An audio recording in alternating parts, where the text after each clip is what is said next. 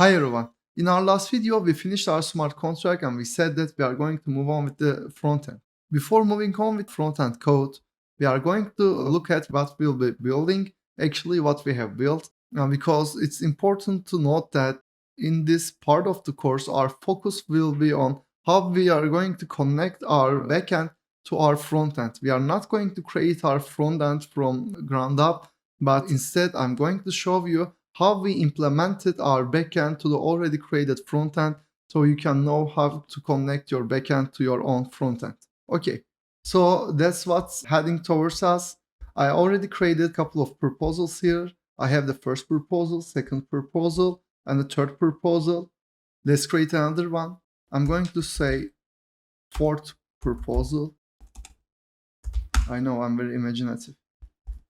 Fourth proposal. And I'm going to say send proposal. Now, as you can see, we got our fourth proposal and our three proposals are here.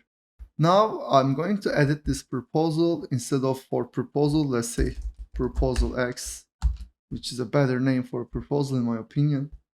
And now if I refresh my page, as you can see, our proposal has updated. If I want to vote something on it, I can say vote. And if I try to vote again, it's not going to work because the same person cannot vote twice. And if I want to end the proposal, I click on end proposal. And now the proposal is inactive and we cannot vote. So this is a basic front end, but a very good looking, but a very basic front end that can demonstrate the functionality of our contract. If you remember on the edit side, we were able to edit the description and the activity of it, if it's active or inactive. So these will be the fields that we will be editing.